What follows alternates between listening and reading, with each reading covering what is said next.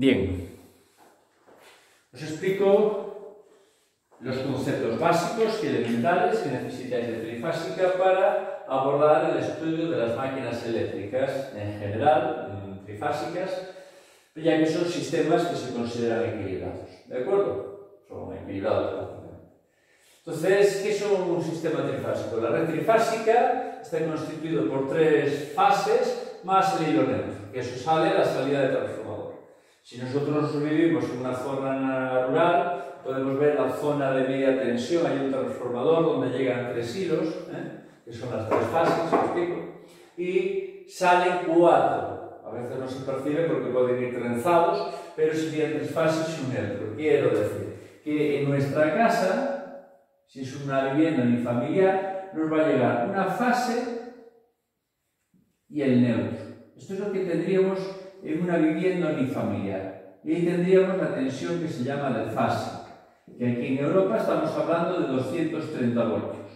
No sé si se ve esa esquina de pizarra. Esa tensión de fase que sería 230 voltios. Estos 230 salen de 400 raíz de 3, donde los 400 es la tensión que hay de línea. Lógicamente, si tenemos una fábrica o mismo un edificio de viviendas, hay que meter las tres fases, porque puede haber, por ejemplo, el motor del ascensor, un motor trifásico. Se utiliza trifásico, motores trifásicos cuando se necesita más potencia que uno monofásico, porque tiene el trifo. ¿De acuerdo? Entonces necesitaría que le llegara la L1, la L2 y la L3. La tensión que hay aquí se llama tensión de línea, que son 400 voltios, ¿de acuerdo? Vale. L1, en L2 y L3. Sin embargo, puede haber receptores de alumbrado o puede haber motores monofásicos que necesiten una de las fases y, lógicamente, el neutro para tener la tensión que hay de fase neutro, que es 230, ¿de acuerdo? Entonces eso es algo que tenemos que recordar, que se podría deducir, sería la tensión de línea entre red de 3, que son los 230, es decir, la tensión de fase, cuando es tensión de línea entre red de 3, nos dan los 230 que conocemos, que es lo que tenemos en el enchufe de casa, porque a casa nos llega la fase y el neutro. A veces las impedancias, las resistencias en general, no están ni en serie ni en paralelo, pueden estar en estrella y en triángulo. Hay muchas máquinas eléctricas se conectan o bien en estrella o bien en triángulo. Aquí tenéis una configuración estrella. La configuración estrella, vemos que aquí a I sub L le llamamos corriente de línea o compuesta, podemos anotar, y I sub F corriente de fase simple. Vemos que en estrella lo vamos a denotar así, la corriente de línea o la corriente de fase o simple coincide con la corriente de línea. Y la tensión en cada una de las fases es más pequeña. La tensión de línea que llega aquí se reparte en dos, pero no es una suma escalar, sino que es una suma fasorial, entre comillas vectorial. De ahí se podría deducir que es la tensión de línea entre red de 3. Es decir, que si yo tengo una tensión compuesta de 400 voltios, que es lo que tenemos aquí en España, entre red de 3 nos daría los 230, ¿de acuerdo? En Europa. Si hubiese otra línea, con otra tensión, me explico, para un motor que funciona de otra, siempre habría esa relación entre fase y simple. Eso en cuanto al receptor en estrella.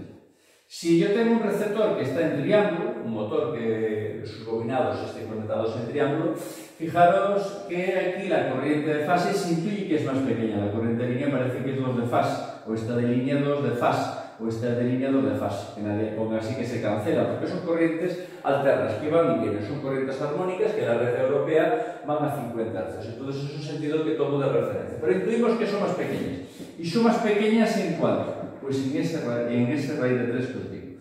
La corriente de fase simple será la corriente de línea entre raíz de 3 con una configuración triángulo equilibrado. Digo equilibrado cuando todas las impedancias, los valores ómicos son iguales en módulo y en ángulo o argumento. ¿De acuerdo? Si hay un pequeño ángulo en cualquiera de ellas, ya se originaría un desequilibrio y ya no se cumplen estas relaciones. Bien. La tensión que hay en cada extremo de cada fase coincide con la tensión de línea, que es la tensión entre cables L1, L2 y L3, ¿vale? O a veces RST, ¿de acuerdo? Bueno, entonces la tensión de fase coincide con las tensiones de línea. Entonces, en un receptor triángulo, la tensión de fase coincide con la de línea, cosa que no ocurría, que era menor. ¿De acuerdo? La tensión de línea entre estos cables, o de aquí que es tensión de línea, si nosotros tenemos el enchufe trifásico, si tuviésemos un enchufe trifásico en el taller, con un voltímetro, lógicamente con una escala que permita medir más de 400 voltios, ¿de acuerdo? Por seguridad, al tocar en los distintos puntos mediríamos las distintas tensiones de línea y habría desde un cable al neutro, desde otro cable al neutro y del otro cable al neutro, mediríamos los 230, ¿de acuerdo? Entonces, claro, hay que saber qué tipo de receptor, qué tensión soporta para saber conectar. Bien, en cuanto a la potencia, borro esto y ya lo recordamos. En cuanto a la potencia trifásica, en los receptores equilibrados, la potencia en un sistema trifásico siempre va a ser, la potencia total, siempre va a ser la potencia, la suma de las potencias de cada una de las fases. Ahora bien, como son receptores equilibrados, es 3 veces la potencia de una fase, donde P sub F es la P1, también es la P2, también es la P3, que sería lo que sabemos de corriente alterna monofásica, V por I por el coseno de phi, ¿no? Esto, el V por I por el coseno de phi, es algo que conocemos. ¿Quién era phi? Phi es el ángulo de la Z. El coseno de phi es lo que llamamos factor de potencia, ¿de acuerdo? En corriente alterna solenoidal, el factor de potencia coincide con el coseno del ángulo de la impedancia. Y puesto que la impedancia es tensión entre intensidad, la impedancia será la tensión entre la intensidad de fase, y recordamos cómo se operaban los números complejos, el ángulo de Z es el ángulo del numerador menos el ángulo del denominador. Es decir, puedo poner que es el ángulo del numerador de V menos el ángulo del denominador. Bien, esto que tenemos aquí se podría expresar. Si esto estuviese en estrella, sabemos que si te poner V de fase en estrella, se podría poner V de línea entre raíz de 3. ¿De acuerdo? Y la I de fase cuadra con la intensidad de línea. Y mantenemos el coseno de phi, sigue siendo lo mismo. Racionalizando, multiplicando numerador y denominador por raíz de 3, abajo me quedaría raíz de 3 al cuadrado, ¿de acuerdo? Si yo multiplico arriba y abajo por raíz de 3, es decir, tendríamos aquí 3 por raíz de 3 por raíz de 3 al cuadrado, el cuadrado se marcha con la raíz y después este 3 y este 3 se marcharía. Es decir, nos quedaría raíz de 3, V de línea y de línea coseno de phi. Porque la potencia generalmente trifásica hay que dejarla en función de magnitudes compuestas o de línea, que es lo que nos aparece en la placa de características de las máquinas. ¿De acuerdo? En los transformadores, en las máquinas de corriente alterna, siempre aparece potencia activa.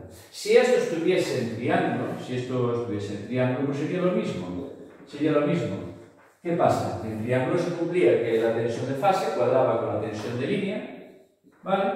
Y la corriente de fase es más pequeña que la de línea. Era ley de línea entre raíz de 3, que haciendo la misma operación que antes, es decir, racionalizando, multiplicando arriba y abajo por raíz de 3, me quedaría raíz de 3, V de línea y de línea coseno de phi, que es la fórmula que vamos a utilizar. Eso en cuanto a la potencia activa, que es la única potencia de los vatios que se transforma en otro tipo de energía. La potencia reactiva, siguiendo el mismo procedimiento, ¿de acuerdo? Siguiendo el mismo procedimiento, si lo necesitáramos, también sería, independientemente que esté en estrella o que esté en triángulo, tanto da, llegaríamos a lo mismo, que sería raíz de 3, V de fase, es decir, os recuerdo que esto era 3 veces, la reactiva era tensión de fase y de fase, seno de phi. Esté en estrella o esté en triángulo, tanto da, se podría poner raíz de 3, V de línea y de línea, seno de phi. ¿De acuerdo? Se ve todo eso, ¿no? Y por último, la potencia aparente, o potencia compleja. La potencia compleja, que sería este ángulo, sería este fasor, sería la P total más JQ total. También se podría poner la tensión 3 veces, la tensión de fase, que es lo que os aconsejo, y de fase conjugada. ¿De acuerdo? Pero insisto, el módulo, esta es la potencia compleja, voltamperios, la reactiva era voltamperios reactivos, eso ya lo sabíamos de corriente alterna. La potencia aparente se podría poner como el módulo de este número complejo, que será por Pitágoras, P total menos Q total al cuadrado, raíz cuadrada, o bien simplemente el V de fase y de fase multiplicado por 3. ¿Me explico?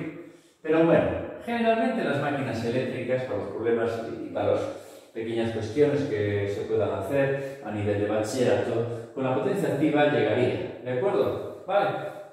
Es decir, debemos recordar raíz de 3, V de línea y de línea coseno de phi, el factor de potencia del motor. Por lo tanto, estos son los conceptos básicos y elementales que tenemos que recordar en estrella y en triángulo. En estrella, I de fase igual a I de línea, y la tensión de fase simple, tensión de línea entre raíz de 3. La de línea siempre es la mayor. Y en triángulo, la tensión de fase igual a tensión de línea, y la I de fase no, o de simple, I de fase o simple es la I de línea entre raíz de 3. Pero la potencia es la misma, consumida en estrella que consumida en triángulo.